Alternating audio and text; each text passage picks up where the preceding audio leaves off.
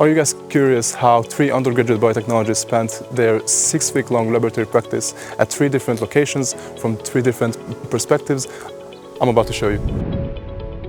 I definitely wanted to work as a research scientist after the university, and the fact that the course is practice-based and is taught in English convinced me that I could continue my studies or work abroad. I chose biotechnology because I was always interested in biology, but I wanted to choose a field that combined both theoretical knowledge and practical applications.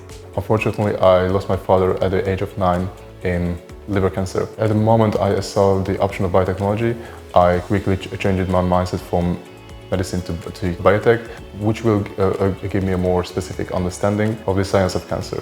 During my internship, I participated in different research projects. For example, we tested the effectiveness of different plant protection products against black rot and other diseases. There were mainly 2 practical parts of my practice which truly stands out. One of that which was a molecular diagnostic tool called a PCR. Other practice was to create a dilution series with a certain virus in chicken embryo, which will give us a more understanding in depth of the physiological effects of certain viruses.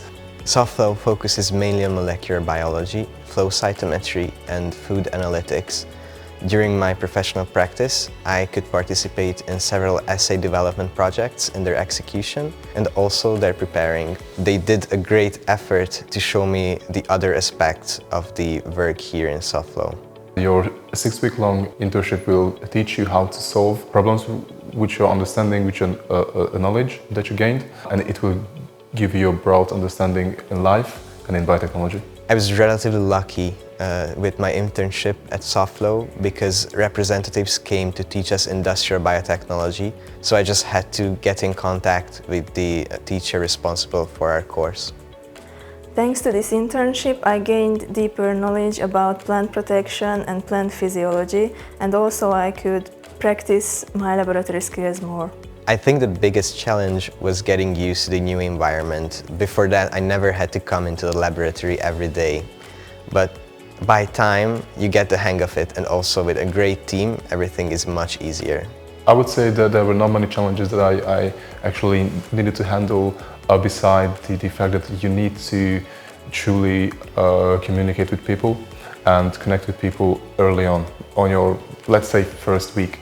I believe that our internship allows every student to bring the theory into real-life practice, and honestly, it opens up the world on how useful the things we studied actually are. Increasing your communication levels is crucial. This can open the opportunities in your future. After graduation, I plan to pursue a master's degree, but I wouldn't mind working in this institute in the future.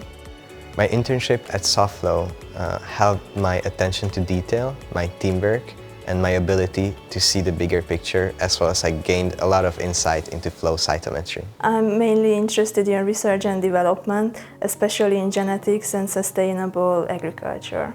As of now, I'm most interested in microbiology, agriculture, and ocean biotechnology. We will see where I'll end up eventually. I always envision myself working abroad and studying abroad. The area that interests me the most in biotechnology is mainly research. To be more specific, it's cancer research and immunology.